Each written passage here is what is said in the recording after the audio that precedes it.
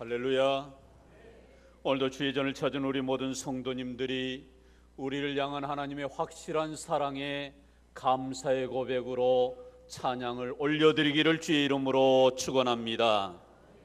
만해 한용운 시인이, 그가 스님이지요, 이런 시를 남겼습니다.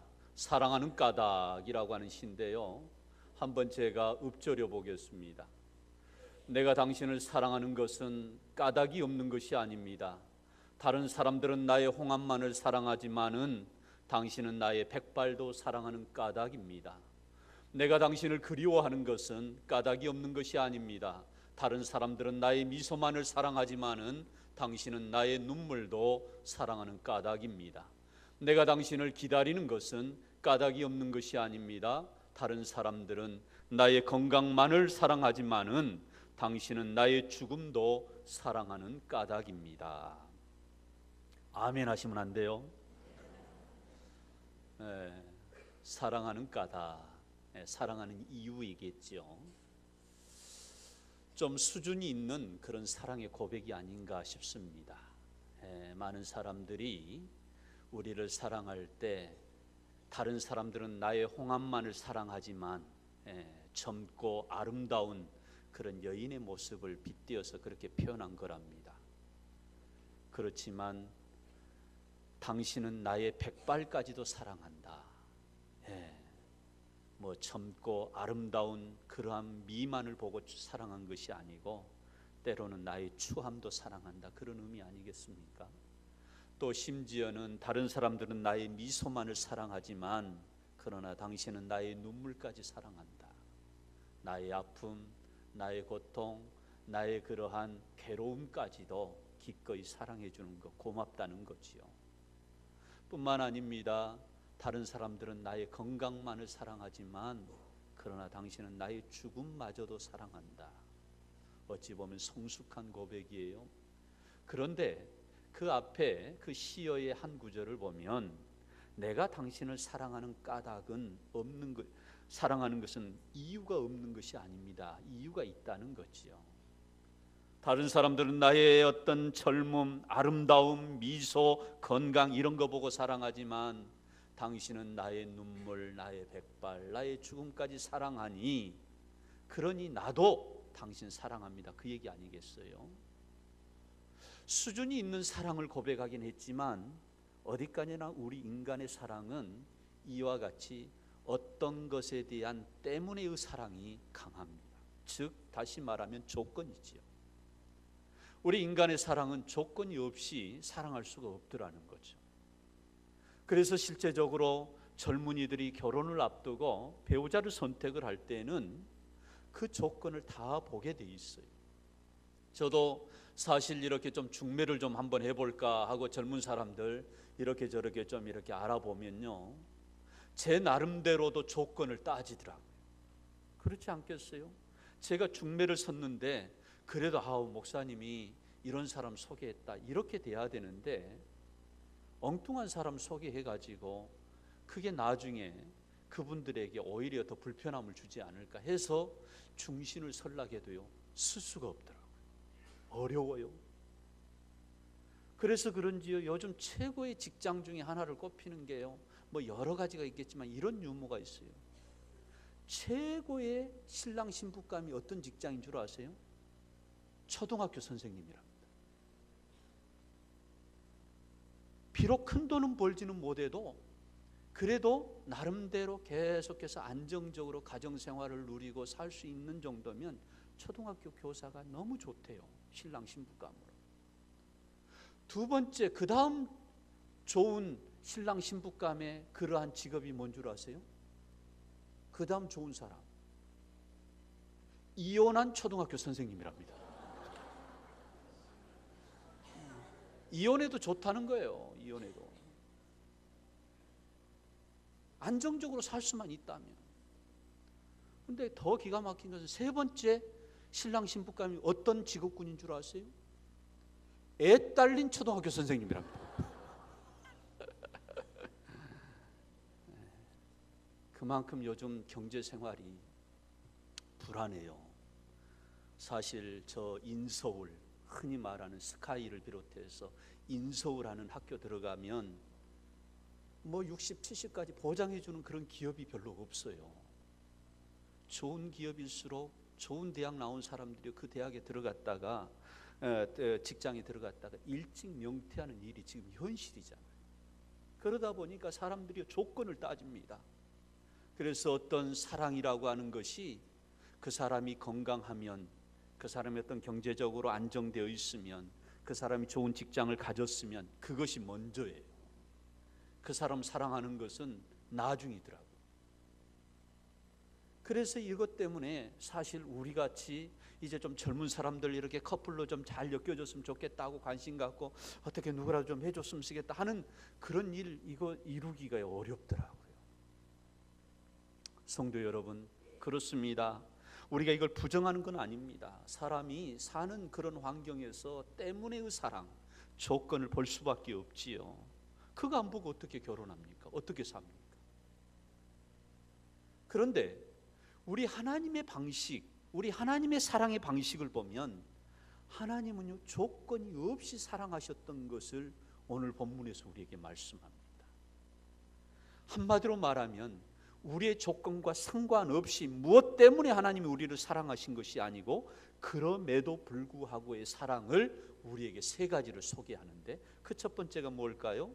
오늘 6절의 말씀에 보니까 하나님은 우리가 연약하였을 때 사랑했다라고 말씀합니다. 우리 한번 6절을 한번 같이 읽으실까요? 시작. 우리가 아직 연약할 때에 기약대로 주 그리스도께서 경건하지 않는 자를 위하여 죽으셨도다. 아멘.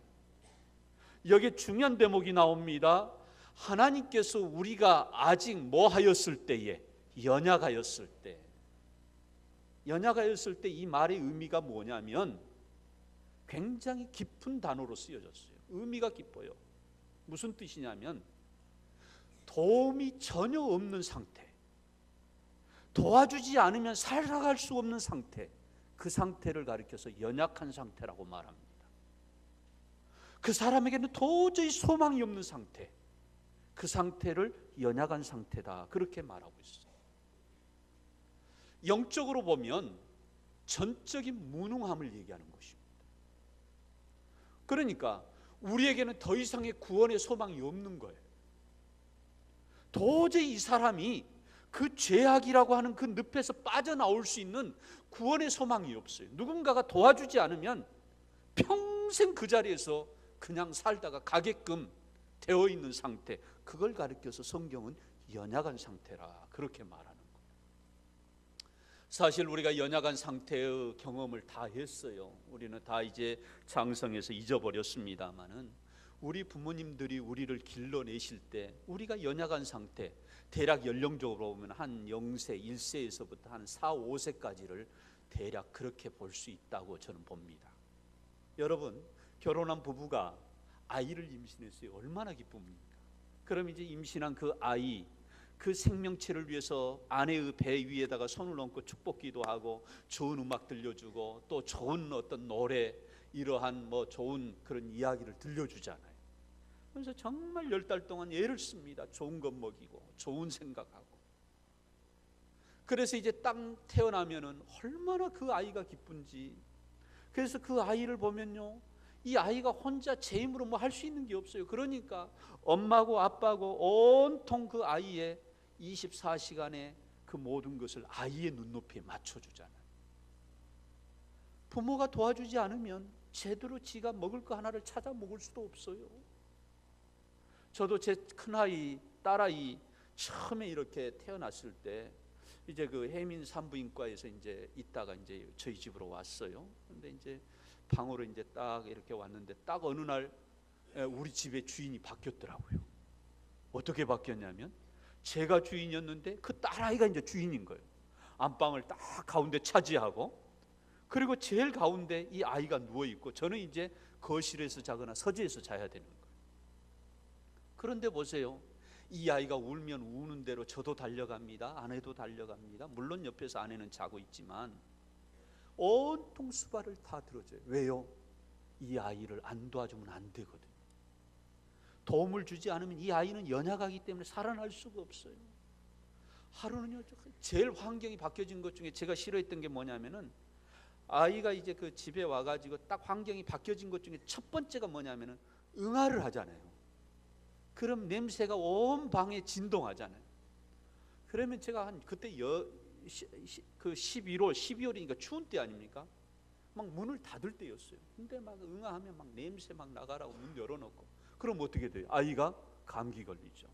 그러니까 제가 밖에 나갔다 오고 그러는데요, 나중에는요, 세상에 그 응아 냄새가요, 향기로운 거 있죠. 그런 거 경험해 보셨어요? 그리고요, 이제는 응아를 안 하면요, 그 엉덩이 보면서요, 좀 하라고 이렇게 다독거리기도 해요. 배변 활동이 잘 되어야 아이는 성장하니까. 그런데 한 2달쯤 지났던 것 같아요. 이 딸 녀석이 드디어 옹알이를 하는 거예요. 옹알이를. 저하고 눈을 마주치면서 그러면 그러고, 누워있으면서 제가 웃으면 같이 웃고, 얼마나 신기해요. 그래가지고 제가 너무 기뻐가지고 대구에 있는 장모님한테 전화를 했어요. 그리고 한번 들어보라고. 그랬더니 나중에 이제 하는데 뭐 별로 그렇게는 안 하는데, 하여간 전화를 끊으면서 어서 봐, 큰일 난 줄 알았어 그러더라고요. 그래서 왜요? 그랬더니 지금 새벽 1시 40분이야 그러더라고요. 그러니까 가만히 보니까 제가 시간도 모르고 전화를 한 거예요. 그 한밤중에 세상에 어르신들 주무신 시간인데 그거 생각 안 하고 전화를 했어요. 그런데 여러분, 그렇게 아이가 자라는 모습을 보면서 제가 더 어떤 마음이 드냐면, 요놈은 내가 보호해 줘야 되겠다. 요놈은 내가 지켜줘야 되겠다. 부성애가, 모성애가 막 일어나더라고요. 왜요? 너무 연약하니까. 이 애를 도와주지 않으면 안 되겠더라는 거예요. 그래서 부모가 전적으로 매달려서 그 아이를 키워내잖아요. 근데 우리가 그런 과정을 다 거쳐왔어요. 근데 하나님이 우리를 사랑하실 때 그 사랑이 어떤 방식으로 사랑했느냐? 우리가 건강할 때가 아니고, 내가 잘 나갈 때가 아니고, 내가 승승장구하는 그런 때가 아니고, 내가 가장 연약할 때 하나님은 우리를 사랑하신 줄로 믿습니다. 세상 민심은요, 우리가 연약하면 우리를 떠납니다. 심지어는 병들고 나이가 들면요, 우리 곁을 떠나요. 사람들. 제가 경험한 겁니다. 심지어는 부모도 자식이 떠납니다. 자식이 부모를 떠난다니까요. 그리고 심지어는 부모들도 자식을 버릴 때가 있어요. 그런데 우리 하나님이 우리를 어떻게 사랑하시느냐? 우리가 연약할 때에 당신이 우리를 사랑했다라고 우리에게 말씀합니다. 두 번째로 또 하나님은 우리를 어떻게 사랑하셨는가? 오늘 본문에 보니까 정확하게 이렇게 말씀합니다. 우리가 죄인 되었을 때, 아직 죄인 되었을 때 우리를 사랑했다라고 말씀합니다. 한번 8절을 같이 읽습니다. 시작. 우리가 아직 죄인 되었을 때에 그리스도께서 우리를 위하여 죽으심으로, 거기까지. 그렇습니다.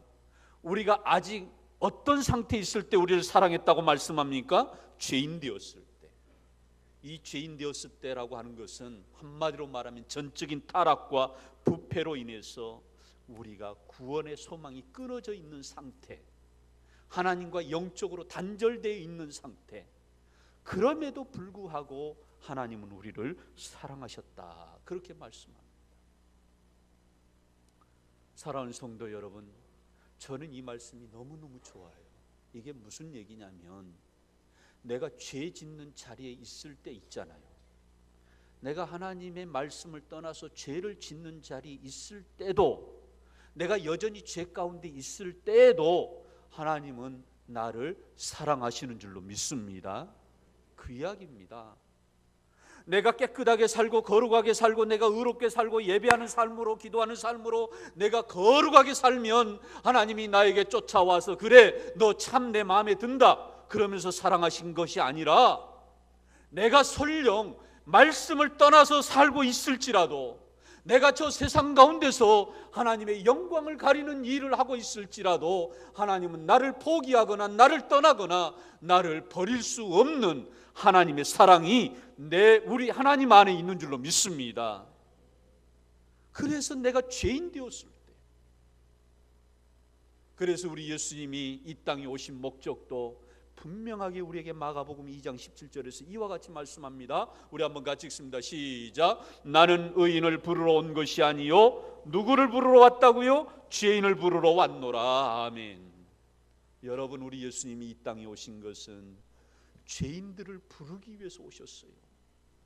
건강한 자에게는 의원이 쓸데없다고 말씀하시면서 내가 죄인을 부르러 왔다. 우리 예수님이 이 땅에 오신 것은 하나님 말씀 잘 듣는 사람, 그 말씀대로 사는 사람, 또는 의롭다고 깨끗하다고 여겨지는 그런 사람 위해서 오지 않았다는 거예요. 누가 나를 상대해 주지 않을 만큼 죄인인 우리를 하나님은 사랑하시고 그 사랑을 보여주기 위해서 예수님을 이 땅에 보내주셨다라고 말씀합니다.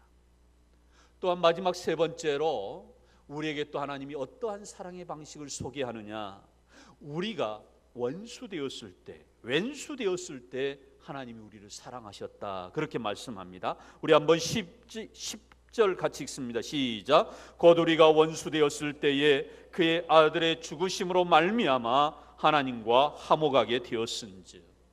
이 말씀은 하나님과 우리와의 영적인 관계를 얘기합니다. 죄로 인하여서 하나님과 우리가 단절되어 버렸다니까요. 그런데도 우리는 이제 단절되었기 때문에 우리가 하나님 앞으로 나갈 수가 없어요.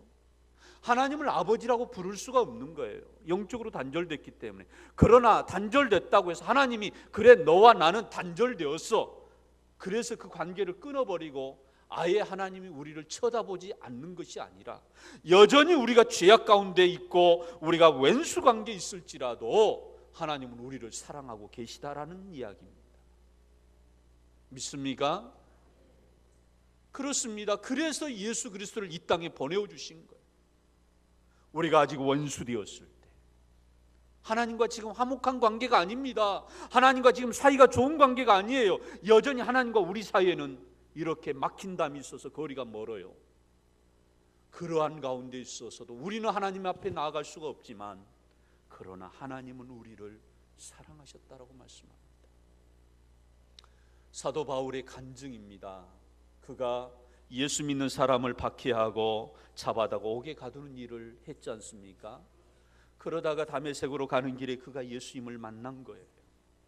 그래서 그의 인생이 완전히 180도로 바뀐 거지요. 그런데 자기 자신이 돌아보니까 예수 그리스도를 믿는 사람들을 잡아다가 옥에 가두는 일을 하였던 그때가 바로 내가 하나님과의 관계가 원수되었을 때, 하나님이 가장 싫어한 일을 자기가 하고 있었음에도 불구하고 하나님은 여전히 이 바울을, 그 전에 사울이었잖아요, 이름이. 사울을 여전히 사랑하셨던 거예요. 여전히 하나님은 이 사울에게 관심을 갖고 계셨고, 비록 예수 믿는 사람들을 옥에다 가두는 그런 박해하는 일에 하나님의 일을 가로막는 일을 했음에도 불구하고 하나님은 이 바울을 여전히 사랑했다는 거예요. 그래서 나중에 바울이 고백하지 않습니까? 원수 되었을 때에 하나님께서 나를 이와 같이 사랑하였노라. 그래서 우리 모두도 이와 같은 은혜를 입은 것이라고 말씀합니다. 자, 그런데 여기서 중요한 것이 한 가지가 더 있습니다. 하나님이 우리가 연약할 때, 죄인 되었을 때, 원수로 있을 때에 하나님 우리를 사랑했는데, 우리 하나님은 말씀으로만, 말로만 사랑하신 것이 아니었다는 것입니다. 여러분, 하나님은 우리를 이와 같이 사랑하실 때 어떻게 사랑하셨는가? 우리 한번 8절 한번 같이 읽습니다. 시작. 그리스도께서 죽으심으로 하나님께서 우리에 대한 자기의 사랑을 뭐 하셨느니라? 확증하셨느니라. 6절의 말씀에서도 8절의 말씀에서도 10절의 말씀에서도 동일하게 나오는 단어가 뭐냐면 예수 그리스도의 죽으심으로라는 단어입니다. 이게 무슨 얘기예요? 하나님은 말씀으로만 야 내가 너희들 사랑해 그렇게 하지 않았다는 거예요. 하나님이 우리를 사랑하실 때 분명한 희생과 대가를 치르셨어요. 그 대가가 뭐였어요? 예수 그리스도가 저 십자가에 달려 죽으시는 희생입니다.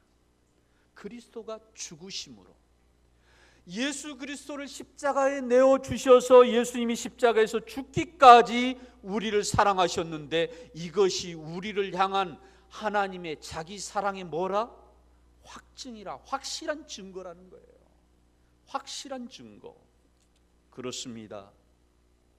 하나님이 우리의 그러한 겉모습을 보고 우리가 잘 나갈 때, 건강할 때, 힘이 있을 때 우리를 사랑한 것이 아니고 연약할 때, 죄인 되었을 때, 왼수 되었을 때 하나님이 여전히 우리를 먼저 사랑하셨는데, 그래서 우리 하나님의 사랑은 그럼에도 불구하고의 사랑, 연약함에도 불구하고, 죄인 되었음에도 불구하고, 우리가 원수 되었음에도 불구하고 하나님이 우리를 사랑하셨는데, 말로만 하나님이 우리를 사랑하신 것이 아니라 누가 죽으셨어요? 당신의 아들 예수 그리스도가 죽으심으로 우리를 사랑하는 것을 보여주셨다는 것입니다. 그래서 저는 하나님의 음성을 이렇게 한번 써봤어요. 하나님이 지금도 우리를 향하여서 이렇게 말씀하시는 그 음성, 나는 내 아들보다 너를 더 사랑했어. 그래서 내 아들을 이 세상에 보내었어. 내가 너를 사랑하기 때문에 내 아들을 십자가에 못 박아 죽였던 거야. 내가 너를 이렇게 사랑했단다. 너는 내 아들의 생명보다 더 귀한 존재야. 내 아들의 생명을 주고 너를 연약함에서, 죄악에서, 왼수된 상태에서 너를 건져낸 거야. 아멘. 그렇습니다. 말로만 우리 하나님이 우리를 사랑하신 것이 아니고 당신의 아들 십자가에 내어 주시면서까지 우리를 연약함에서, 죄악된 것에서, 원수된 상태에서 건져내신 것이라 말씀합니다. 사랑하는 성도 여러분, 우리는 누구든지 말로는 사랑할 수 있어요. 그러나 진정한 사랑은 행동이 수반되지 않는 사랑이 아니면 안 됩니다. 희생이 있어야 되고 수고가 있어야 되는 것이 진정한 사랑이잖아요. 내가 내 아내를 사랑한다, 남편을 사랑한다 그러면 그만한 희생과 그러한 수고가, 그런 대가가 있어야 돼요. 내가 내 자녀를 사랑한다 그러면 그 희생과 그 수고가 반드시 수반되어야 되는 것입니다. 말로만 사랑하는 것 사실 누구나 할 수 있어요.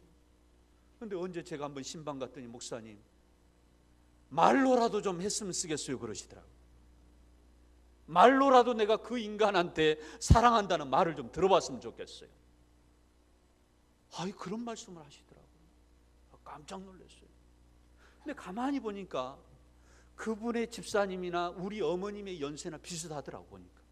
그러니까 우리 아버님, 우리 어머님 세대는 사랑한다는 표현을 사실 못 하셨어요. 그래서 제가 한번 이제 어느 날 하루는 어머니에게 물어봤어요. 어머니, 아버지 사랑한다고 한번 말씀하십디요? 하고 제가 물어봤다니까요. 했더니 우리 어머니가 이렇게 표현해요. 왔다. 그 한마디 알겠죠? 내가 너 아버지한테 그런 말을 들어봤어야. 제가 봐도 우리 아버지는 그 말씀 안 하셨을 것 같아요. 어야 내가 당신 사랑하네, 이런 말 안 했을 것 같아요. 제가요 고등학교 1학년 때 교회 생활을 이제 본격적으로 하면서 제 친구 집에 갔는데요, 제가 아주 쇼킹한 일이 있었어요.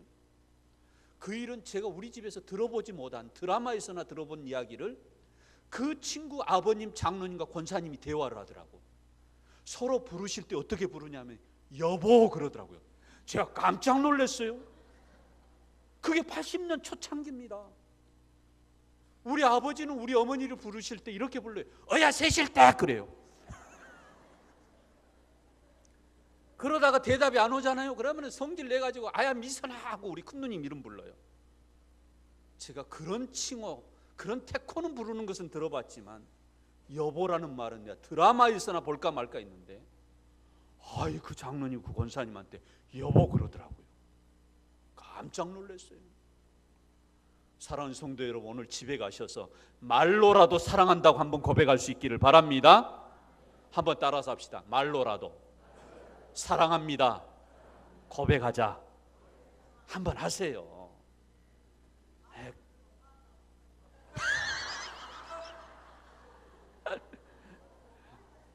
그거 아꼈다 뭐 하려고 그래요 정말.